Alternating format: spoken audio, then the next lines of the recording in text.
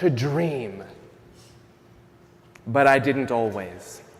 There were times in my life that I found it almost impossible. There were times in my life I found I couldn't even take a break or rest for a moment. And in those times, it was impossible for me to dream. Do you know what I'm talking about? Maybe you've had some of those experiences yourself. Those times were scary because, for me, dreaming is part of who I am. I think dreaming is part of what makes people who we are. Do you love to dream? I heard a few yeses. What are your favorite things to dream about? And feel free to tell me right now. What are your favorite things to dream about? Flying. Woo! That's great. What else? Family, gatherings. Yes?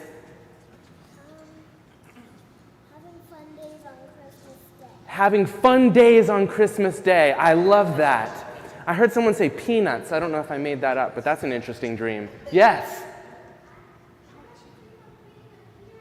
Dream of being a hero. I love it. Thank you for sharing your dreams with me. Don't ever stop sharing your dreams with people when they ask for it. Don't be afraid to say your dreams out loud. A dream can always be shared, and it can never be stolen. It can be broken, but it can't be erased. I don't think we will ever actually come to the exact same dreams. My dreams will always look special to me, and your dreams will always look special to you. Now, at this point, while I was practicing and rehearsing my message, I was sharing it with my children, and one child interrupted me. "Wait a minute," she said. "Are you talking about the dreams you have at night? Or are you talking about the what you want to be when you grow up kind of dreams?" Important question. And I suppose I mean both. We use the word to mean two different things, the things that happen to us at night and the things that we do on purpose during the day. And anyway, as far as our brains are concerned, spoiler alert, there's not really that much of a difference. Both our subconscious hallucinations and our innermost wishes and hopes are connected to our selfhood, our humanity. Both are windows into what I would call our inner world. Part of what makes dreams so difficult is that they have a frustrating quality that makes them hard to study. Dreams are subjective. That means they're based on you as an individual, influenced by the person who is doing the dreaming. I can't look into your mind and see what you see. Your dreams will always be yours. And believe it or not, that is where it starts to get really complicated. See, some people say they don't actually have any dreams, the unconscious kind or the lived experienced kind. Some people say, maybe I do dream, but then never remember it. Still others have a hard time dreaming in the daytime. Imagination can be tricky for some folks. Depression and anxiety both affect the brain in such a way that it makes it difficult to conceptualize the future at all, to believe in any future at all. I've spoken with folks who describe this dream-like existence with anxiety or depression like being trapped inside your own body with the windows closed. Do you know what I'm talking about? Furthermore, there is a word called aphantasia. The word means, the word describes how it is hard for some people to imagine things, to see pictures in their mind. It's not common, but people with aphantasia have a hard time thinking in pictures at all, let alone dreaming when they are not asleep. But aside from these rare situations, whether we think we do or not, dreaming is very much a basic human activity. It can be thwarted and undermined by various factors. It's something that we do reflexively without thinking about it.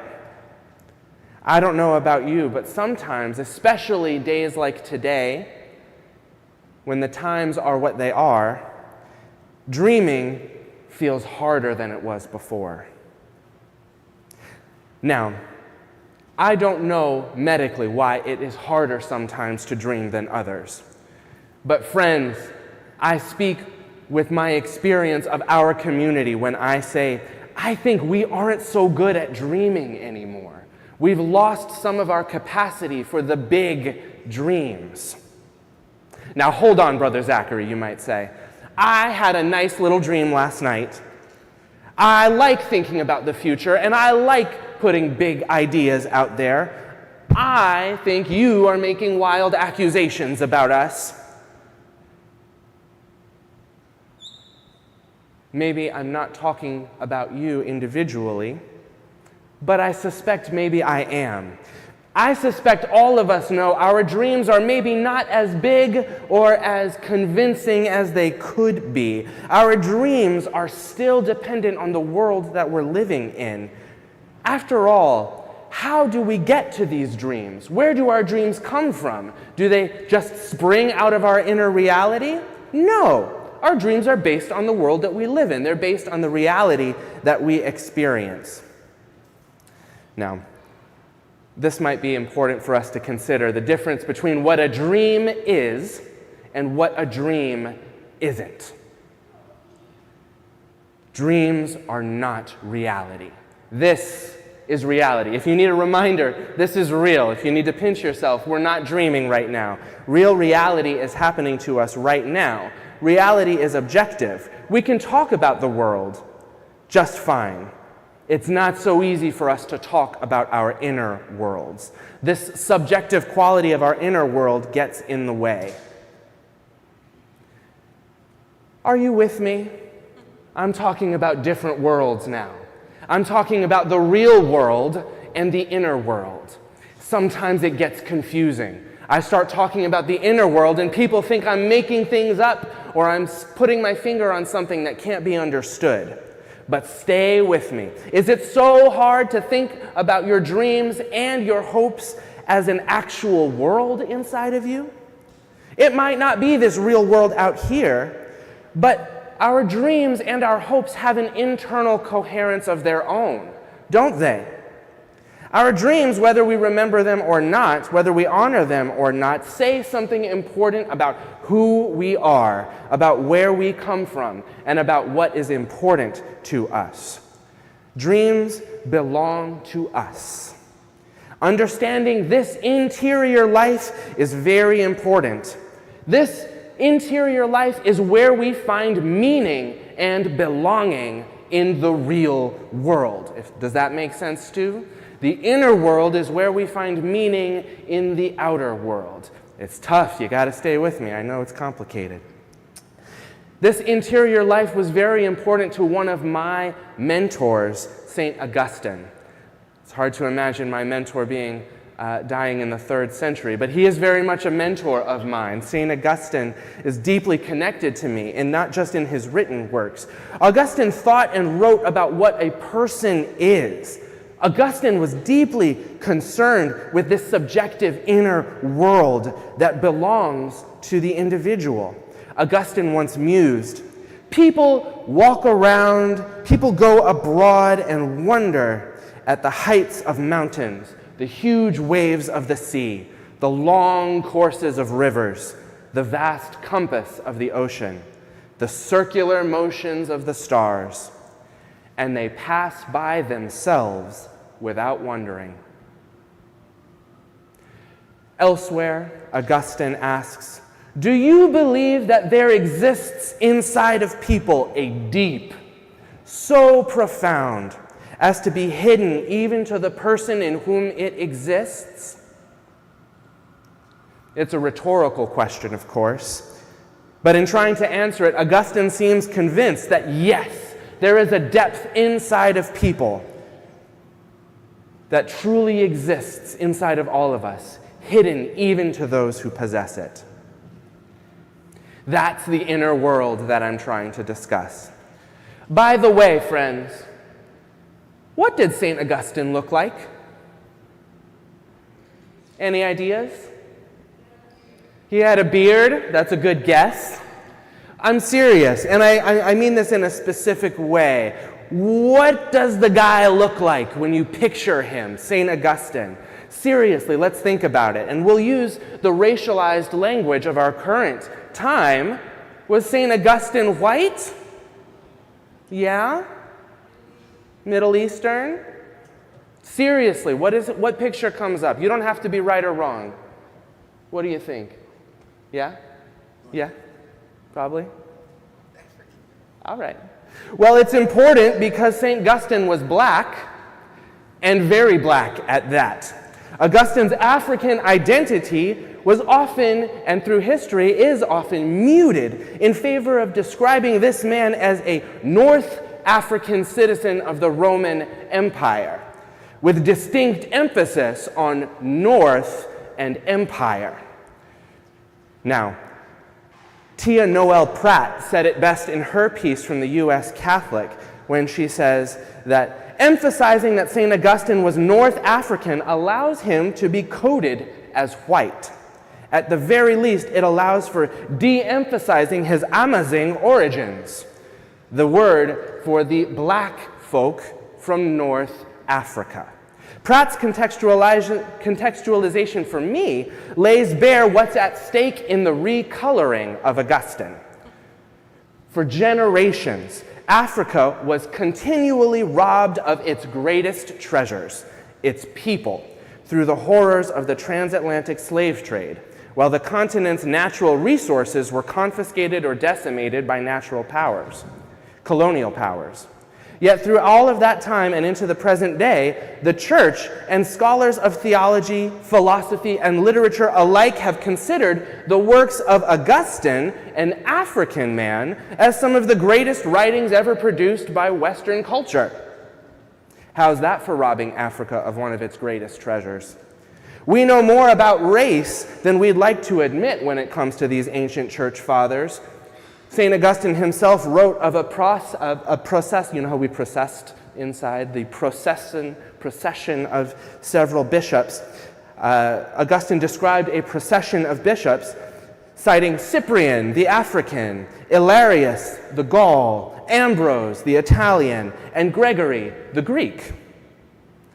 Now, when you hear Augustine give that list, you might be thinking that was the place that all of these bishops were from, but it's not. Those were racialized terms to describe, that Augustine was using to describe what people looked like. This ancient discipline is called phrenology, if you've heard of it. It was a racist tool by which people would try to understand the meaning of people's phenotype differences.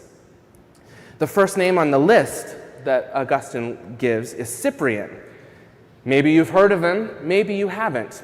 But you probably didn't know that Cyprian was a black African Catholic bishop who led the African churches in the 3rd century through intense persecution and slaughter at the hands of Rome.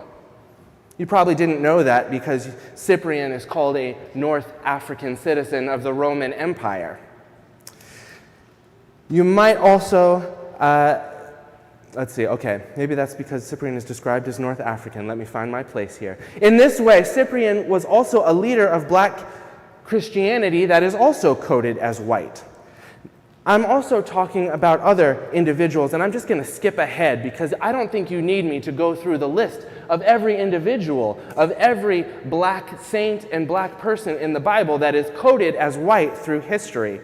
This brings me to my specific point, which is that we live in the real world, and this real world is shared. We didn't create it, we inherited it. It is our only world, and it has been warped and twisted into a scary, violent place. White supremacy was a dream that caught fire through colonial Europe, and that dream created entire disciplines that still exist today. That dream created the slave trade, and it still forms the basis of our global capitalist economy. Our dreams are circumscribed by the world we live in, and that world is broken, friends. The brutality of capitalism, racism, and militarism stole liberty from our dreams. I'm going to say that again. Capitalism, racism, and militarism stole our liberty from our dreams. If you look around this world and you listen to the stories we tell about it, I think you would have good reason to lose hope. You may even have good reason to struggle with dreaming, because our dreams are created by a warped and twisted world. If you are a young person trying to make a way and all you see are headwinds and difficulties, problems and obstacles with no end in sight, you may not even want to try. If you're watching the news and you find yourself on edge, tense, consumed by non-specific feelings of doom or dread, raise your hand if you know what I'm talking about, then you are not alone. You are not wrong to feel scared and alone when the stories we have inherited are terrifying. The fear is real, and isolation is real. We live in the real world. It's the only one we have, and yet it is not the only world we have, right? I started by talking about several worlds, the real world and the inner world, if you're following me, inner world. The inner world contains a whole world, and we hold an interior world all our own. We have in ourselves the capacity to remake our inner world, and in so doing, to remake our outer world. We do that by sharing our dreams. I want to lift the importance of sharing our dreams because we owe it to each other to dream big and to dream together. We owe it to our future generations to dream out loud, to remake the world in the images that we see in our mind for the sake of our future. I stand on the shoulders of a true giant of homiletics, Dr. Martin Luther King Jr., when I say that I have a dream now of a beloved community where our children and elders dance and paint and sing and bang drums and talk about fears and hopes and dreams, where we all know that we're welcome and we all belong. But that is not the only dream, and it looks different to me than it does to you. And you owe it to me and to each other to share your dreams out loud. After all, they dreamed this world into existence. You know who I'm talking about when I say they? That's the they who built the transatlantic slave trade and crafted this world with their dreams. This world that dehumanizes everybody, not just non-white bodies, but white bodies as well. Here in the real world, all of us lose out for the cost of someone else's dreams. It is for this reason, church, that we need to dream new dreams, and we share those dreams with one another, one at a time. The only prerequisite to dreaming is rest. Dreaming can't be taught. Dreaming is only experienced. And you know, this world will have you believing that you have no space to rest. There's no time for resting. There is no escape, and there is definitely no other inner world for you to escape to. This world will have you believing that there is nowhere to go that is not part of the machine. I know in my body what it feels like to believe that story, to believe that there is nowhere to rest, and to believe there is nowhere to go to escape. I know what it feels like, friends, to be consumed by the hopelessness, to feel like there is nowhere to go and nothing coming to us. But that is not the truth of our world. The truth of our world is that the way forward is not in learning how to dream better and bigger, but instead in learning how to rest. For in our rest, dreams multiply. Dreams are reflexive, natural actions. Now let me tell you, learning to rest is not an easy lesson, and it's one I'm still learning. Rest is not filling your calendar with social engagements instead of work functions. That's not really rest. Rest is not sitting at home and spiraling through patterns of anxiety until you're too tired to keep sitting there and fall back to sleep. That's not really rest. Raise your hand if you know what I'm talking about. Rest is not the same as forcing yourself to have fun or to relax so you can check it off your self-care to-do list. Raise your hand if you've ever done that.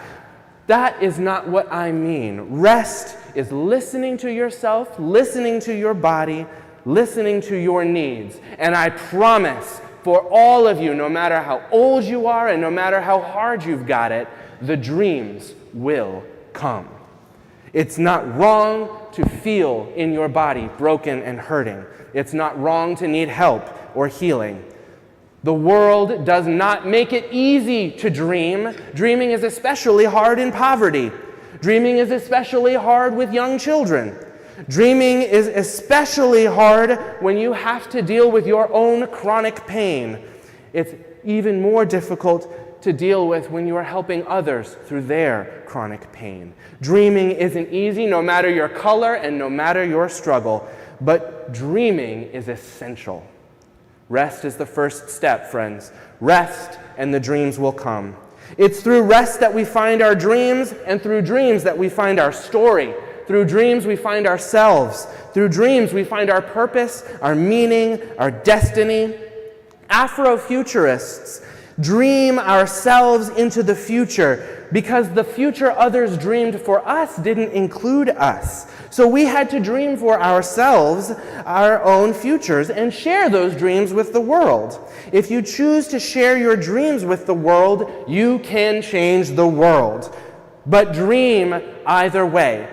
Dream if you share it, and dream if you don't. Because your inner world is yours, and it is there to protect you from the scary world outside. This real world exists, and our inner world is there to keep us safe. As I finish, I want to say, if you hear yourself in these words, if you have struggled to dream, if you feel the difficulty in holding on to the big dreams, I want you to forgive yourself for that difficulty. It's not your fault. We all struggle to dream sometimes. And if you need me to say it instead, I've got my stole on today, and so you know I can say, I forgive you for forgetting how to dream. I forgive you for losing track of the dreams in the midst of pain and suffering. I forgive you for believing the stories they made up about us. Let me tell you, I believed them too for a long time. Church, I'm still learning things I thought I already knew. But it's never too late to turn back. It's never too late to get your dreams back, church. The first step, though, is rest. The quote we started our service today is the quote I will end with. It's one thing when black people aren't discussed in world history, and we just found out that that happens quite a lot. Fortunately, teams of dedicated historians and cultured advocates have chipped away at the propaganda, often functioning as history, for the world's students to eradicate that glaring error. But when, even in the imaginary future, a space where the mind can stretch beyond the Milky Way to envision routine space travel, cuddly space animals, talking apes and time machines, people can't fathom a person of non-Euro descent 100 years into the future? A cosmic foot has to be put down. Friends, rest is that cosmic foot. Education is that cosmic foot. And maybe those are the two cosmic feet. Rest and education. Dream sharing is part of that cosmic walk. Rest, church, and dream yourselves into the future. Because through actual rest, we find the space to be ourselves, to imagine ourselves, our future, into existence. Amen.